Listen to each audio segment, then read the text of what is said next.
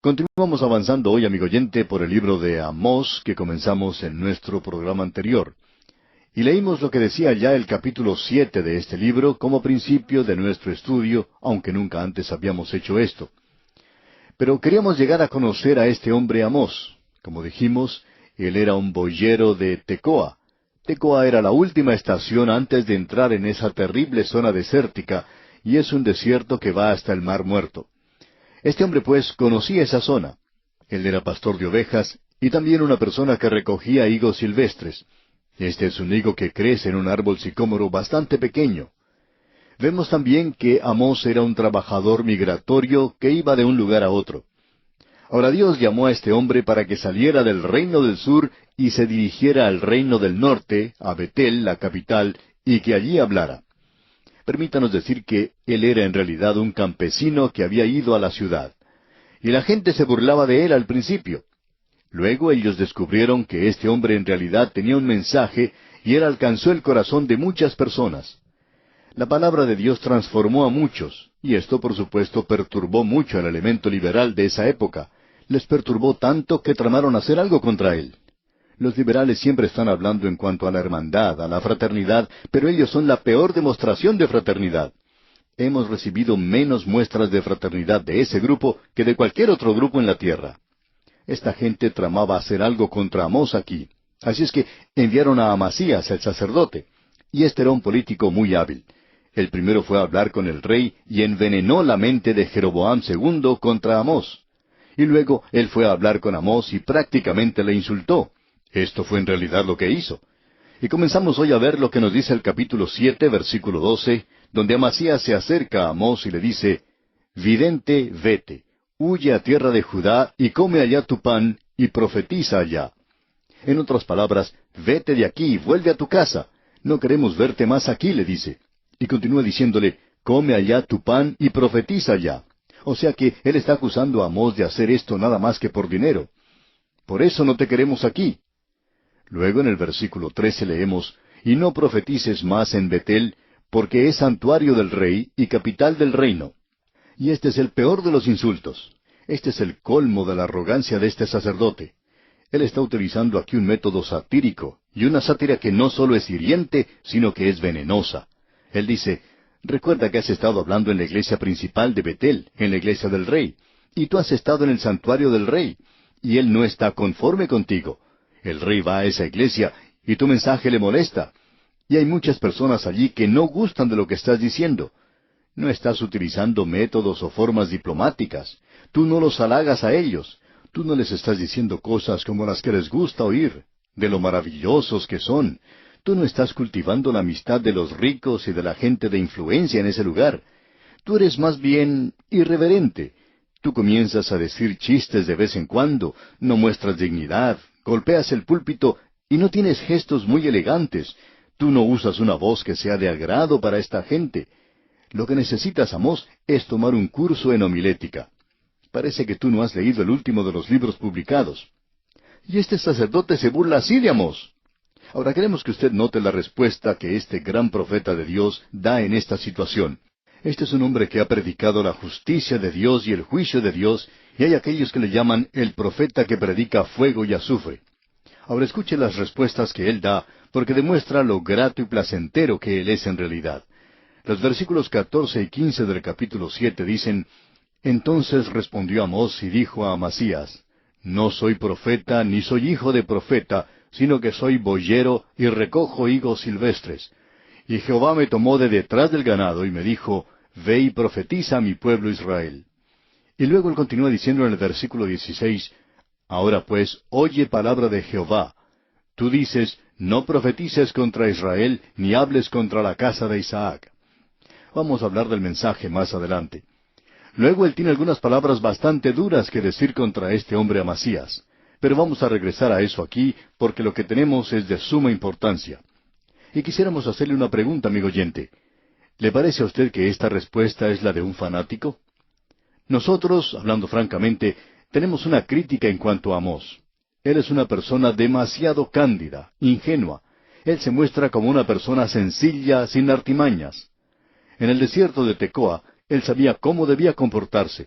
Él podía evitar los peligros que se le presentaban en el bosque, que estaba lleno de bestias salvajes.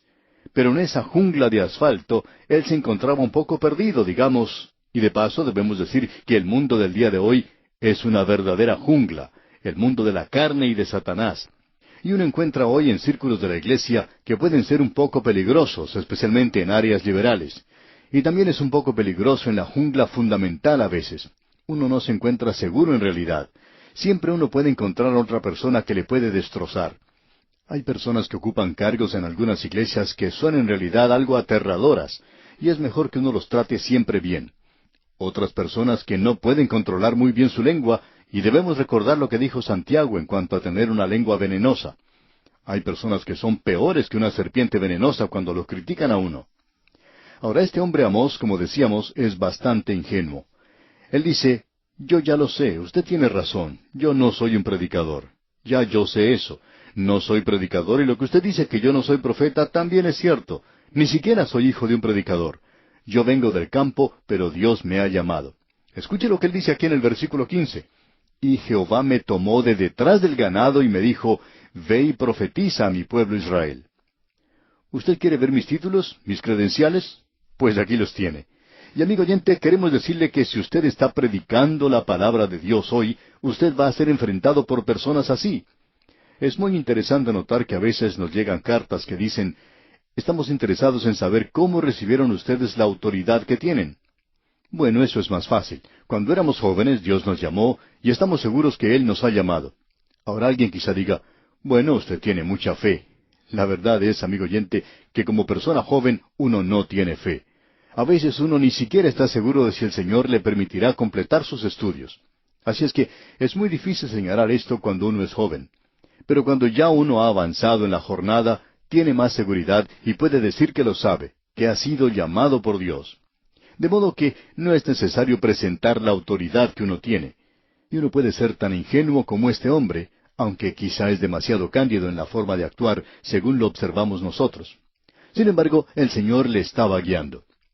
Ahora él no estaba presentando el mensaje de los hombres. Él estaba presentando un mensaje de la palabra de Dios. Él predicaba contra el pecado.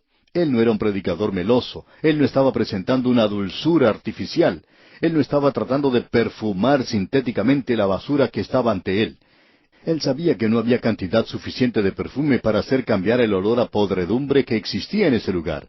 Y él presentó muy claramente el hecho de que Dios no era blando y tolerante, que Él no era sentimental, que no era superficial.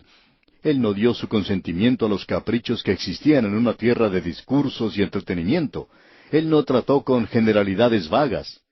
Alguien dijo lo siguiente en cuanto a un predicador hace varios años, que la forma en que él predicaba era que uno debe arrepentirse como si creyera con cierta medida o se perdiera hasta cierto punto. Ahora este hombre Amós habló en 3 áreas, y vamos a notarlas al recorrer las páginas de este pequeño libro de su profecía. Lo más sorprendente para nosotros en cuanto a este hombre es lo siguiente. Él era prácticamente desconocido cuando llegó a Betel. Y aún en el presente es un poco desconocido.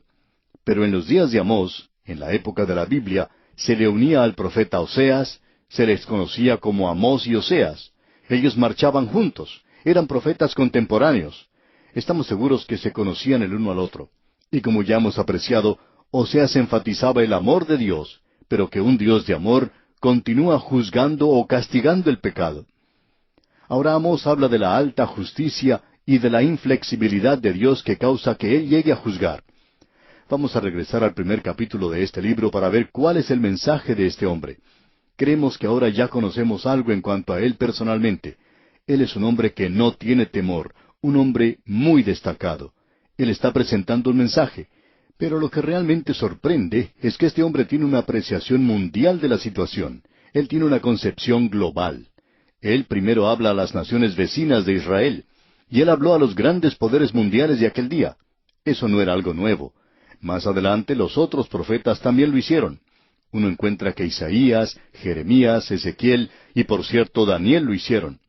Pero el método utilizado por esos hombres era el de hablar primero del juicio de Dios a la nación de Israel y luego entonces hablaban de las otras naciones.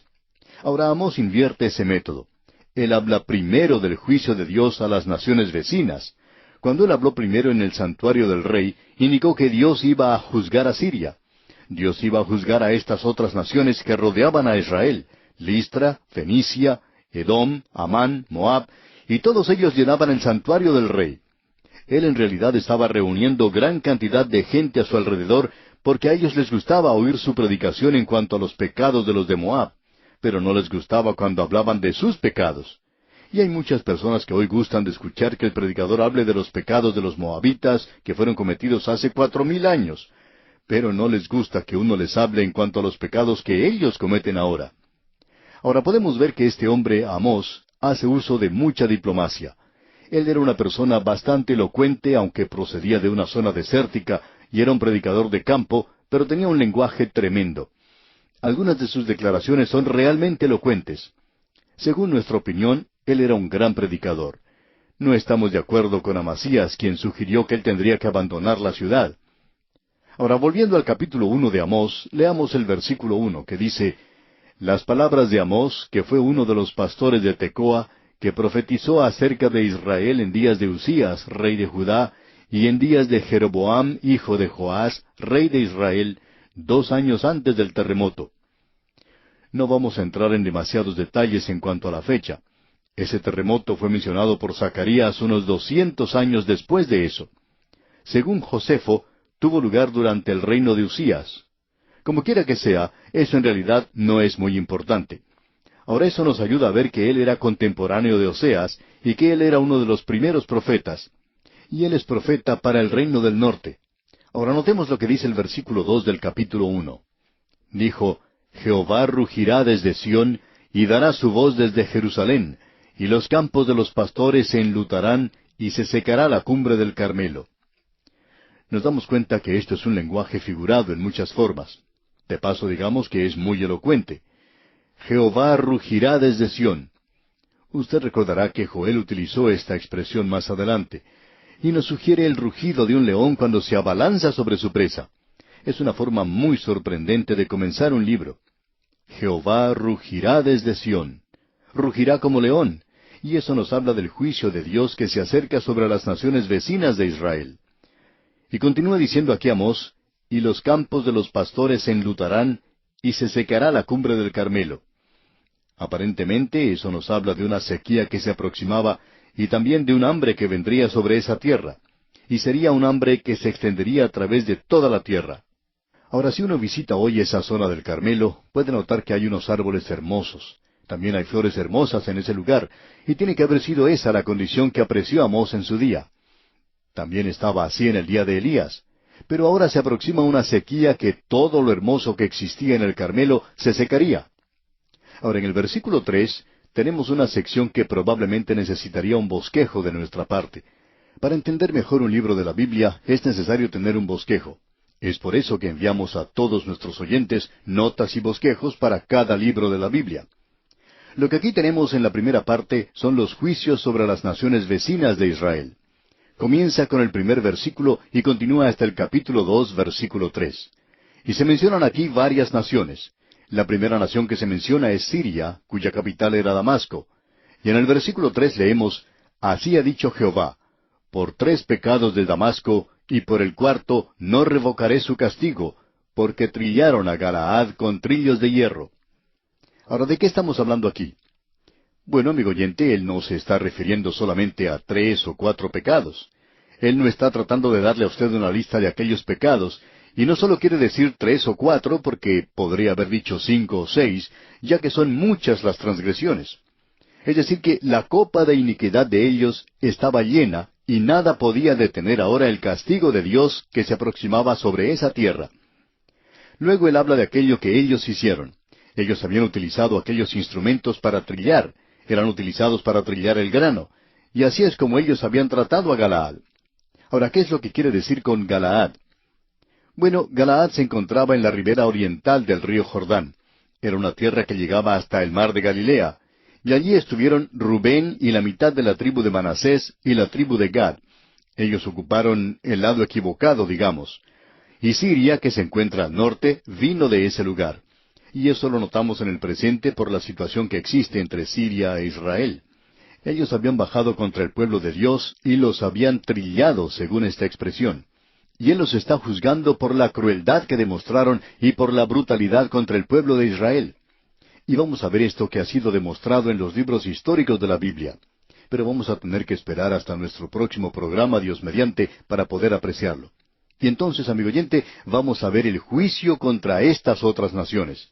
Y siempre hay una razón diferente por la cual Dios juzga a estas otras naciones.